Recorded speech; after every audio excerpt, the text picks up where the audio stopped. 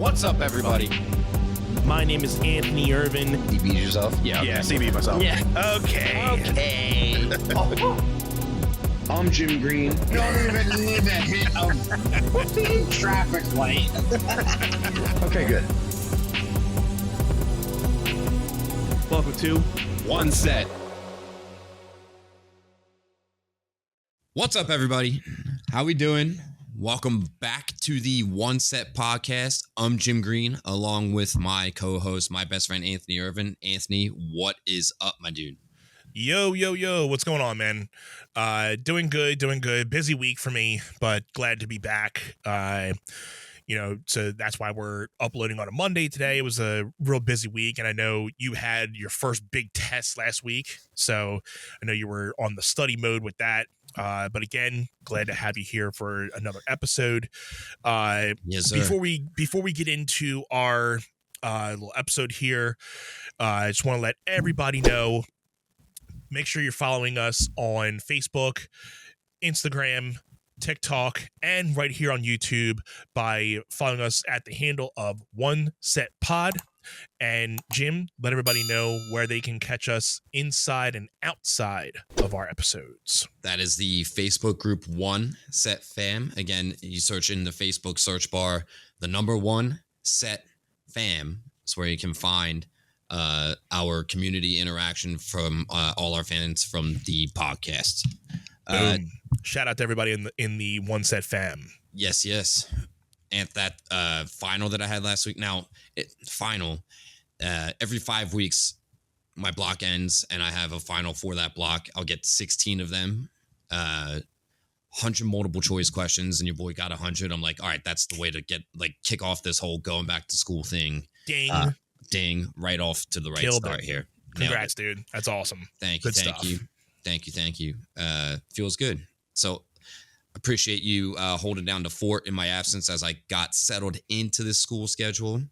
Yeah, man. Like I said, you took the reins when I had to take my little leave when Grayson was born, so was happy to cover for you. Like I said, I know you're still getting into the realm, so not fully back, but probably get back, a little more consistent as these weeks go on. But yeah, proud that everything's going smoothly for you. And congrats again on your first exam, killing it on there. Thank you. Stoked to hear more from you about it. From what you were telling me off air, it looks like a lot of stuff you're learning is really fun, dude. Yeah, and it's really just going to depend on how involved or like the extent. Sorry, couldn't find a good word. Like how detailed, how much studying I'm going to have to do. If you don't see me around, it's because I'm locked down on that. But I think the next block that I'm going to be doing shouldn't be too rigorous of information. So I'm not anticipating being super absent in the next month or so. Gotcha. All good. Yeah. We wanted to just come on and, do a quick, reaction to Wrestlepalooza. It was the first one on ESPN Plus. I know you and me briefly talked after Wrestlepalooza. I was able to get a VPN from a friend. He told me a little contact how to do that. You said that you were able to watch it via Hulu, right? So with our Hulu Live and Disney Plus package, all we had to do was sign up, log into the ESPN app and have a profile on ESPN. Okay, so app. you got that 3 package deal. Yeah, so we didn't have to pay any extras because we already have Hulu Live as our cable TV provider kind of thing, which doesn't get you everything, obviously, but we gotcha between Hulu Live, which you get the regular Hulu package too, and Netflix, Peacock, HBO Max. We have just about all the things. Yeah, I think we have. Yeah, we have Prime Video. I don't think that we have Paramount Plus, or maybe we do. I thought you did, unless you canceled it. But yeah, I remember you saying you had Paramount. I think, because I think Paramount had the South Park episodes that I was trying to catch, some of the newer ones. Yeah, we have the Disney Plus package with HBO Max and Hulu. Mhm. So they were saying and showing the package with Disney Plus, Hulu, and ESPN. I'm like, I like my HBO Max though, because I can watch, House of the Dragon and all. So I'm like, I don't want to give up HBO Max. So I'm like, VPN is the best way to go. And I'm a tech savvy person, but when it comes to VPN stuff, I am nowhere in an advanced thing with that. So, I was trying to ask my friend, like, how do I get this on my phone? And then I'm like, well, I want to try to see if I can get it on my TV. I don't want to be watching on my phone. My LG TV does not have the thing to do a VPN change. So I'm like, great. So I tried. Yeah. So I tried to mirror the phone onto the TV. Wouldn't allow me to do that either while I was watching. So I'm like, crap. So I was watching from my phone all night, which was super sweet. So wasn't too bad, but I will tell you this. If you paid $30 just for ESPN Plus to watch this Wrestlepalooza, I feel bad for you. Yeah, so do I, dude. Like for what Triple H said, because he's always been like this. Expect this. It's going to be great. We're having this. He hypes up all these things, and usually he delivers. Triple H has been delivering.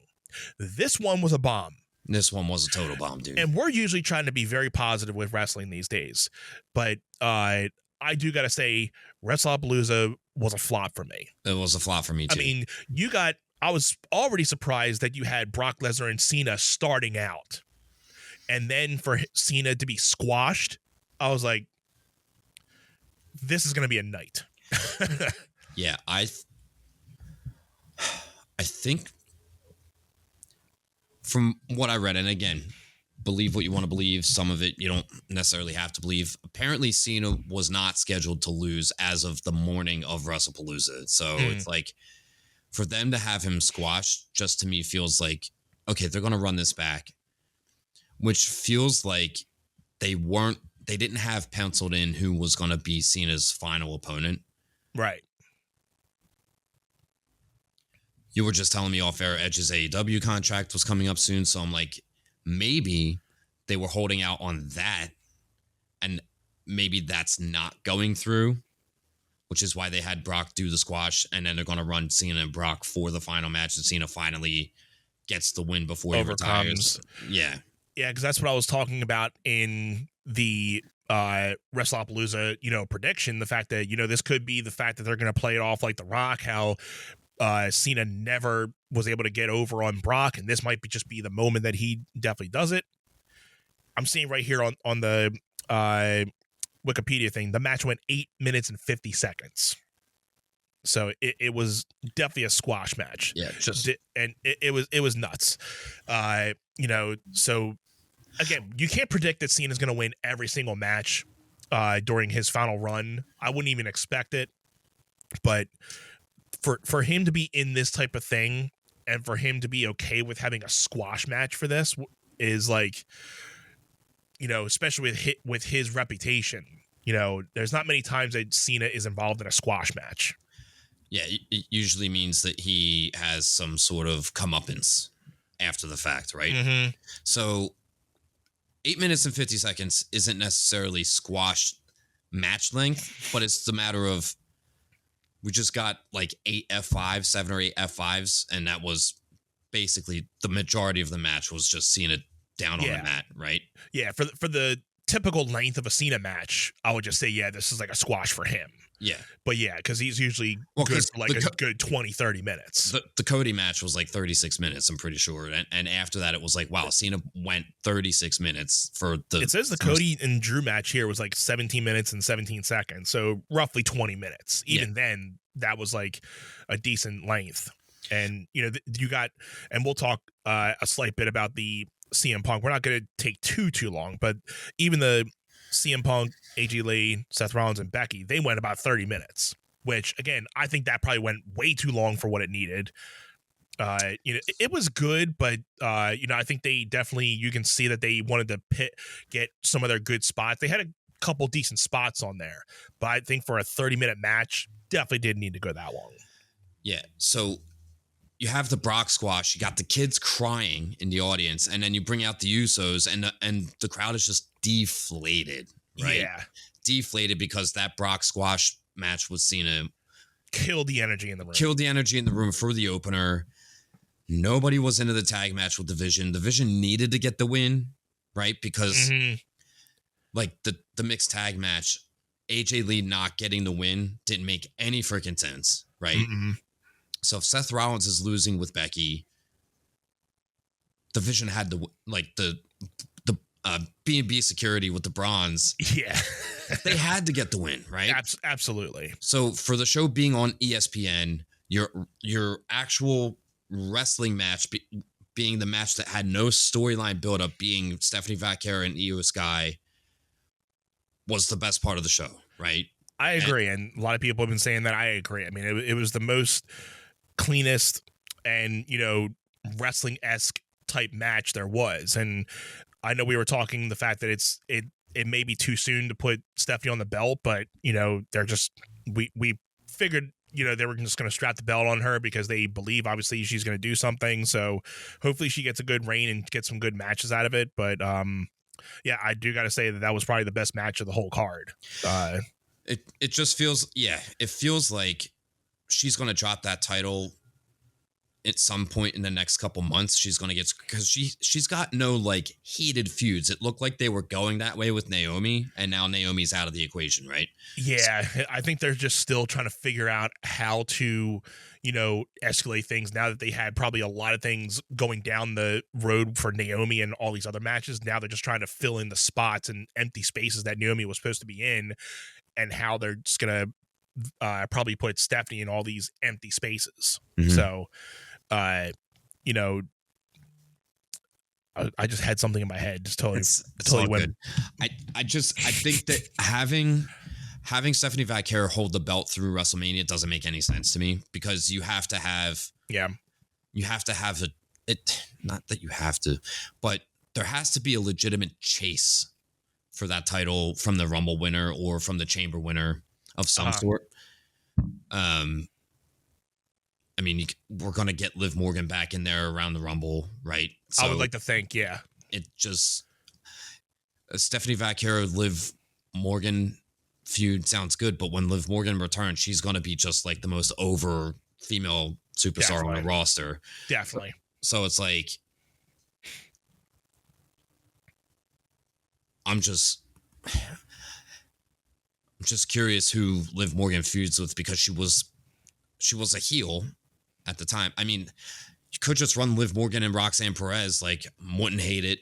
It'd be good. Because you can definitely do that for a Judgment Day thing. I mean, you can also run as a long-term thing for eventually when Naomi gets back. You get Liv Morgan taking it off of Stephanie Vaquero.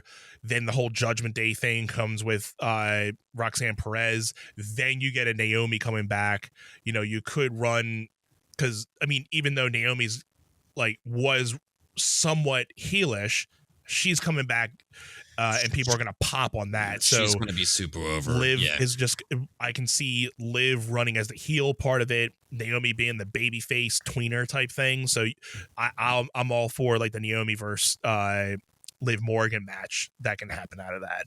Yeah, I mean, WrestleMania, Rhea Ripley, Io Sky makes sense. Like, that by itself as a one-on-one, just for Rhea Ripley to get her win over Io Sky. Yeah, that match is fine in itself. Yep. You're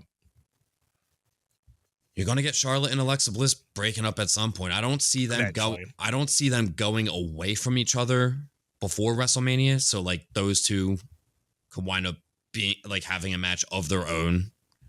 Yeah, I think they're pretty close for now, but you'll eventually get that thing. That's going to fall apart in WrestleMania season, I think. Yeah, they'll probably start throwing out some little tidbits here and there, and that'll start sprinkling out a eventual breakup part of that. But the thing was that where do you put Alexa Bliss after that? It's kind of hard because she's just so stale at this point. Well, we've been waiting to see if she was going to wind up with the Wyatt Six, so it's that is the only thing that really makes a lot of sense to me. Right. And I'm all for the Wyatt family having the tag team championships right now, but even that's just kind of just stale at this moment. Yeah, I mean, So- it was great when it was like, okay, this makes sense for the Wyatt Six. Mhm. But now the whole SmackDown tag division, like the weight of the tag division that was so heavy and a strong part of SmackDown in like the early summer through the summer. Now I'm just like, I don't really care about the SmackDown tag division anymore. Have you ever wanted to start your podcast but didn't know where to start? The One Set Bros are here to talk to you about Zencastr.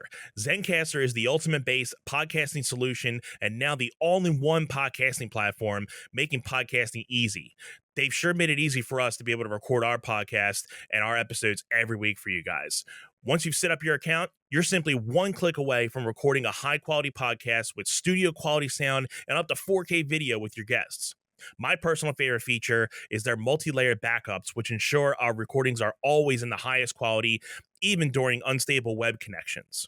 And if you thought you needed multiple tools and services for your podcast, Zencastr's all-in-one podcasting platform allows you to create your podcast all in one place and distribute to Spotify, Apple, and other major destinations. Go to zencastr.com/pricing and use our code OneSetPod, and you'll get 30% off your first month of any Zencastr paid plan. I want you to have the same easy experience as we do with all our podcasting and content needs. It's time to share your story. So Even like Sammy has, it's I didn't even know he took it off a Solo, because I don't think I really watched. He took it off at SummerSlam, right? yeah, that was like the match that I didn't pay attention to at SummerSlam Me either. either. I didn't even- kinda skipped right over it. I and was when- like, I don't care who wins. I don't care about this match. If Sammy wins, great. If Solo keeps it, okay, right? Right. So I was like, oh, he's got the belt. I didn't even know that. When did that happen? So Right. it just flew right by me because, like you just said, I mean, it was one of those matches I probably didn't even care about, or I was like, Solo's probably going to keep it and they're just going to go. But they just totally even derailed Solo and that whole other bloodline story at this point. Like, I don't know where they even went. Yeah, and like, what is Jacob Fatu doing right now? I'm like, Yes. where is this guy? Like, Right. I'm not sure if they're just, giving him a little time off to cool off and he comes back at the Rumble, because, dude, the guy was over. Yeah, I don't have a lot to care about on SmackDown right now. Like I said, that SmackDown tag division was so hot from like WrestleMania season all the way Off through that TLC match, yeah. Yep, all the way through SummerSlam. Now it's like everybody's just, gunning for the Wyatts, which, again, it's cool to have that type of everybody's out to get that one because everybody's wanting to take them down. But, it's like What I do like, they have, it looks like the Street Profits could be splitting. They're headed towards Splitsville. mhm. And they had Bo Dallas come up to Angelo Dawkins backstage. Then Montez came back. It was just this last Friday. So Bo Dallas comes up to Angelo Dawkins and is basically trying to play Angelo against Montez. Tez comes back, and then here comes Eric Rowan with the hammer, and they just get laid out. I think I don't remember the Bo Dallas part, but I think I remember seeing the Eric Rowan and him knocking them out. I think I do remember that part. So I might have just came in at the very end of that portion. Yeah. So Street Profits splitting, wouldn't hate it because we've been saying Montez Ford is a superstar, right? Like just waiting for that to quoting happen. one of our favorite ones, to the moon. Yep. Please. Mm-hmm. Because he is singles material. Put a belt on that dude all day, every day. My thing is, if Jey Uso could be world heavyweight champion, Montez Ford should be world heavyweight champion. Like, easy. Yeah. I mean, he's got Jey Uso beat on the mic, in the ring. Totally. Just makes so much sense to me. I don't know. Like, I think he is a great wrestler, great on the mic. I don't see him as a marketable person. I don't know why. you mean Tez? No, yeah. Montez Ford. Yeah, it's because he's been booked as a tag wrestler this whole time, and it's like make him important. He could be better than Bobby Lashley, easy. Like He definitely has like the potential. The Yeet potential quality to get the fans behind him, but like how Jay has like the merchandise, like the Yeet and all those, I don't see a marketable T-shirt type of marketing that's going to get people to do. And that's a business tactic thing that they're going to hold on the fact, hey, you can be a good wrestler, you can be good on the mic, but if we can't market you to these people and get you to buy shirts, them to buy your shirt and do this, you're not going to work out. So it's like they got to find a way where they can make this guy marketable. Right. And again, that could probably be another thing we can talk about, but easy eventually. But like how they're going to market him as a single person, that'll be interesting. 3-4 years ago, Jey Uso was not a marketable single superstar. It worked. They figured it out. Yeah. I will say the one thing they had Tez start doing, I don't know if they started it or if it was his idea, was he was starting to do the pulls. Yeah. Right? He can definitely, that's one thing he can definitely continue doing because that's his own thing. Angelo Dog, he doesn't really do that. So that's Montez Ford's thing. He can keep that. So he can I think the Red Cup might have to go. But I mean, that still is Montez Ford, so he could probably keep the Red Cup thing, but I think the whole choo choo thing can stay. Yeah, and because I was watching him do that for a couple weeks, and I was looking out in the crowd, I'm like, how many people are biting on this? Yeah, and there were some arenas where lots of this was happening, and I was like, then there's ones that are like, but yeah, it's clicking. It's kind of like how the Yeet thing started. It wasn't clicking at first, but then it was like a whole Daniel Bryan thing that everybody was doing it. Yep. So I would not be surprised if WrestleMania season if we get that Montez Ford singles push. Yeah. So this makes sense, okay? Bo Dallas gets the United States title off Sami Zayn. Sami Zayn goes into the main event picture, like, because Royal Rumble's in Saudi Arabia. Like, it still feels like Sami Zayn's winning the Rumble to me. You have Montez Ford go after Uncle Howdy, Bo Dallas for the U.S. title, and that's how you get Montez Ford in his first singles title at WrestleMania. Yeah, because the backstory going back to the Street Profits and the Wyatt Six, and then you just get Bo Dallas and Montez Ford 1-on-1 at Mania for the U.S. title. Sign me up. Alexa Bliss, Charlotte Flair, finish that up at WrestleMania. You get Alexa Bliss in with Uncle Howdy. It gets the U.S. title off Uncle Howdy, and then you have the Alexa Bliss thing turning. I think that they were saving Alexa Bliss for the Wyatt Six because they knew once she went there, she's going to be stuck there for a while. So it's good that after she came back that they've kept her away so that she is doing this side quest stuff, basically. Yeah. That, I mean, little fantasy booking here, but also kind of makes sense because you have this Street Profit Wyatt Six. If you have Bo Dallas coming up and trying to cause dissension between Angelo and Montez backstage, like there's a feud to be had there for the long haul, right? Yeah.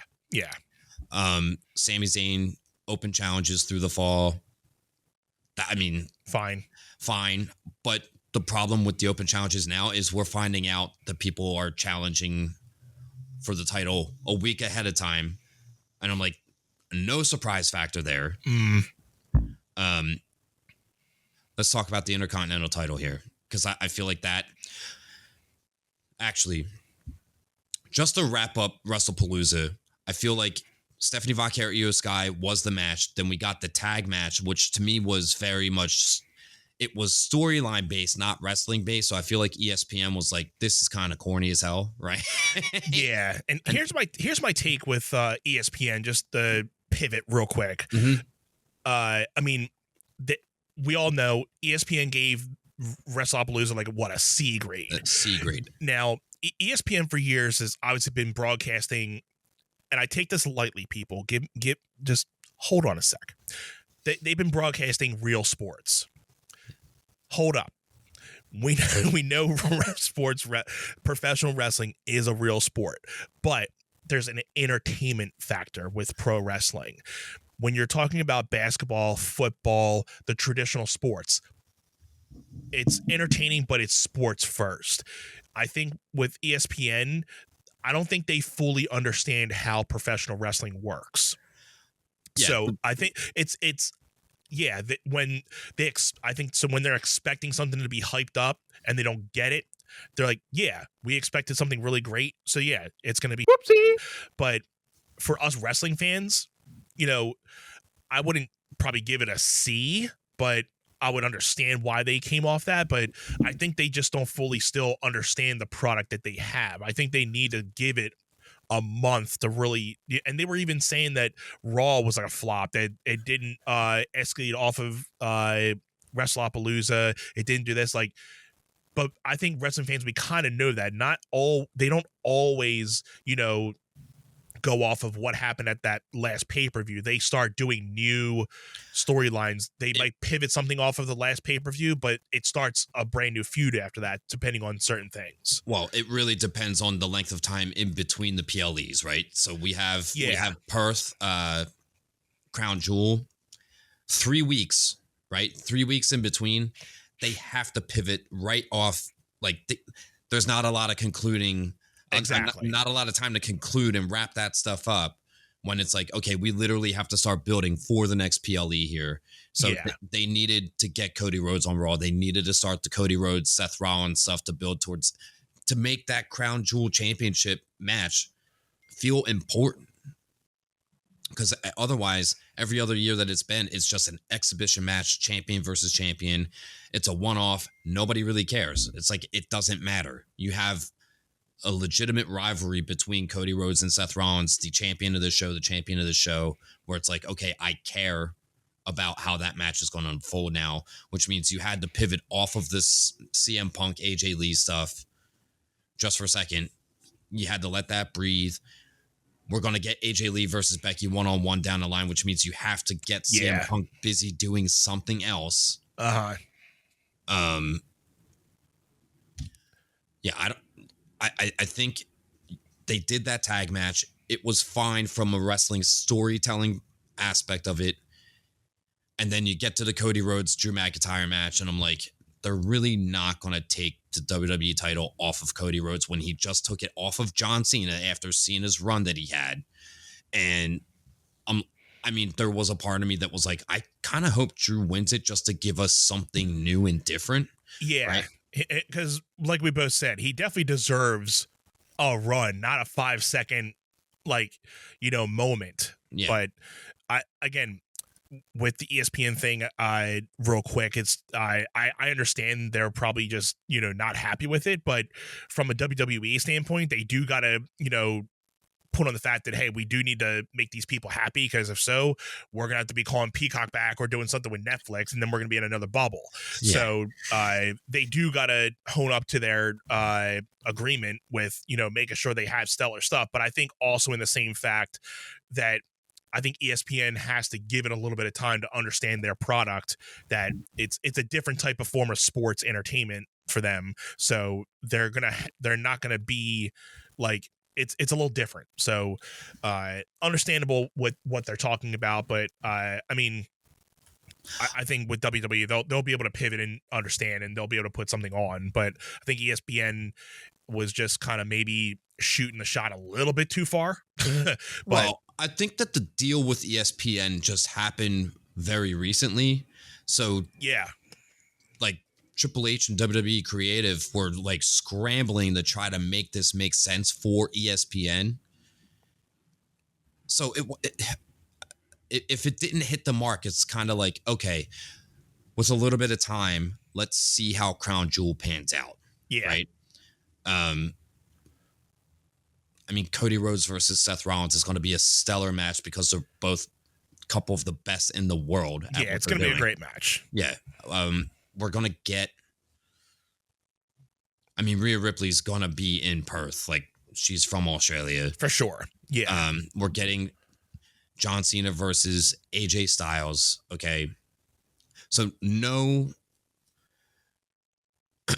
dates for John Cena between Wrestlepalooza and Crown Jewel. So that means you had to do something online to garner, the interest. Yep, So we got John Cena posting on X about the AJ Styles match, and it's just kind of weird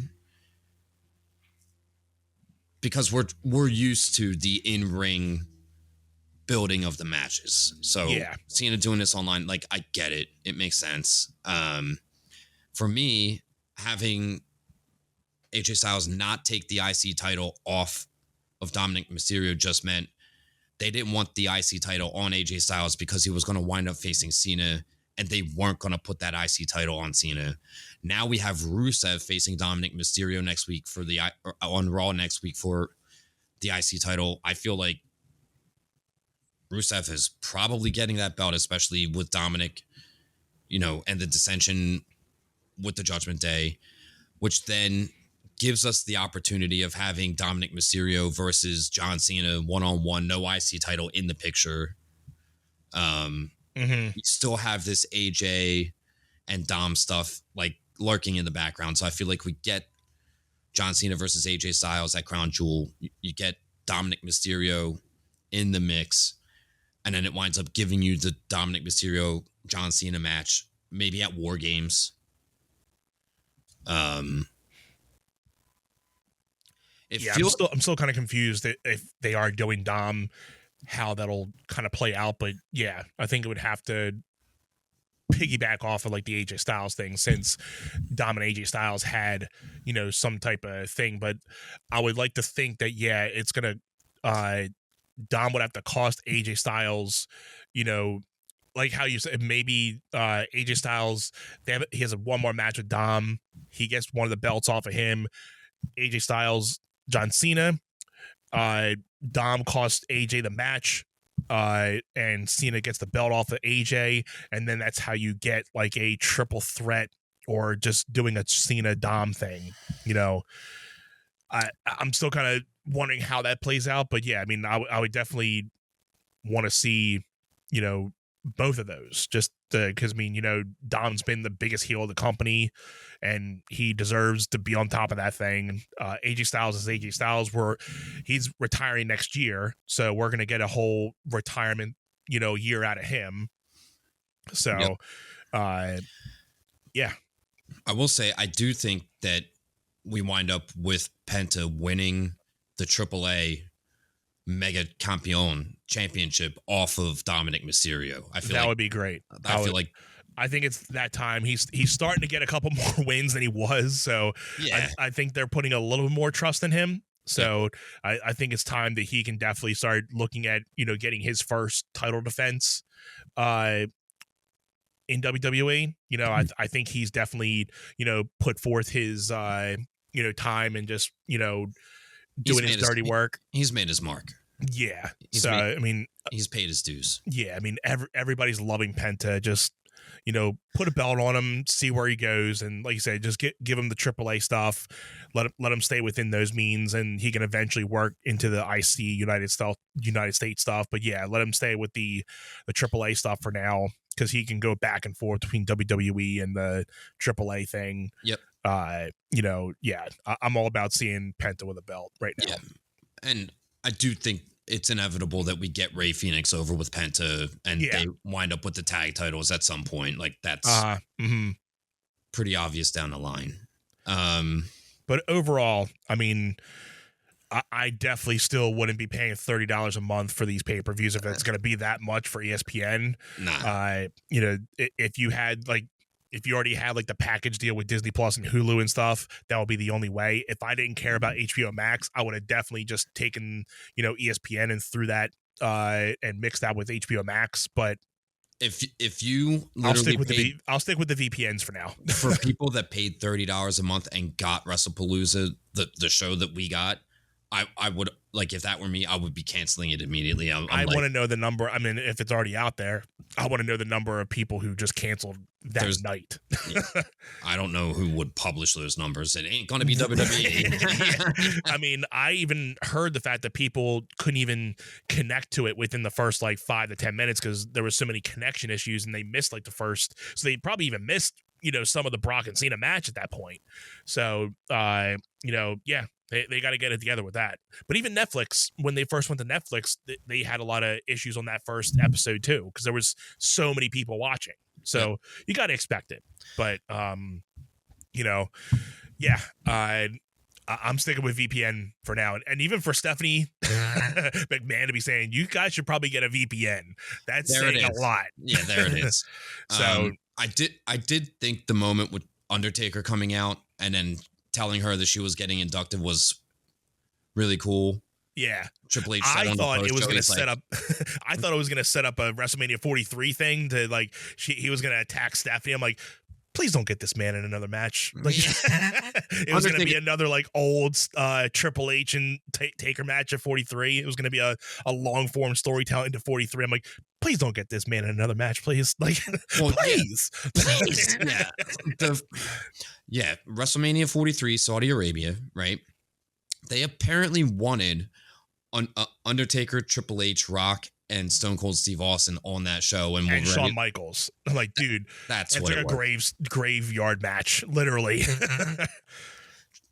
Like, are these people nuts, dude? Like, come on, like, make it make sense. Obviously, The Rock can still go. Yeah, he's like the only one that can still go. I mean, I know Saudi's going to throw a whole bunch of money at them, and TKO is so money hungry at this point where I feel, and that's where I kind of feel bad with Triple H right now, because he's just so like stuck in the middle with like, I want to make this product usable for people. And plus we could talk about the ticket sales too, but that's going to be a whole nother 20-30 minute talk. But like, we just said on the other one too, so we don't talk much, but like these ticket sales are going to be out of the roof. Like they're going to be not even affordable to the average family like me that, I look forward to now, because Anthony was just saying yesterday, we were rewatching Raw. He's like, can we go back? I'm like, I hope. But even I want to bring them to a WrestleMania eventually. I probably might not be able to afford it, because me and Jen spent $600 between the both of us for tickets.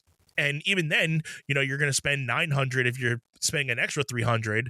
But those seats that we paid $300, they're probably going to be $900. Yeah. At that point. Yep. So you're going to pay $600 per ticket. Easily. By the time WrestleMania is around us you're again, gonna have to take out a loan just to go to WrestleMania. So it's ridiculous. So they have to do something. I understand that TKO is trying to make WWE as big as UFC, but for what reason? Like, UFC is so different than WWE. They don't even have to be on the same wavelength. But again, money hungry people will do anything to just get $1 out of people.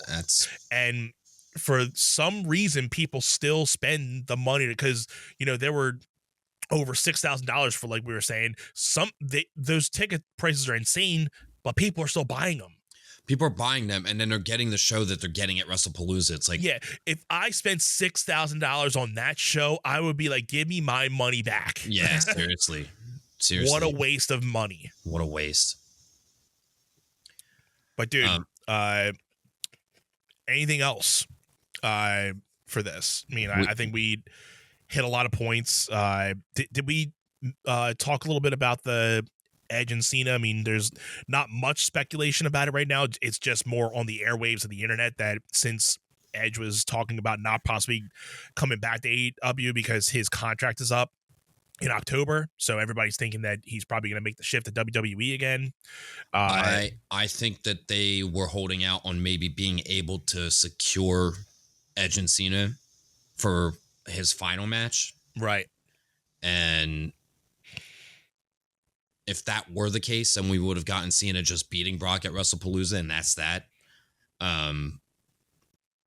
There's got to be some comeuppance with Brock, right? So it's like, how are you gonna fit in Cena's like 5 remaining appearances? Right. One of them's the AJ Styles match. If one is the Dominic Mysterio match, and one is the Brock Lesnar comeuppance match, you gonna fit Edge in there?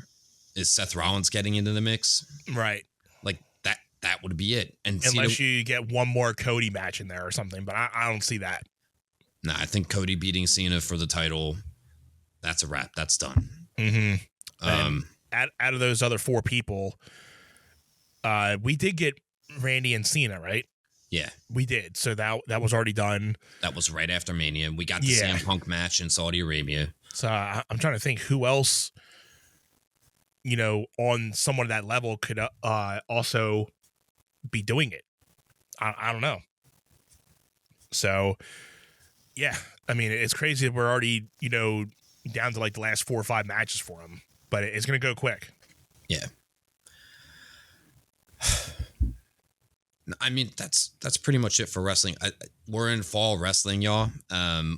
Cena had his final SmackDown. He's on Raw now, so it's like, what SmackDown got for pulling viewers. I'm curious to see if Raw. I'm curious to see if Raw stays at 7 p.m.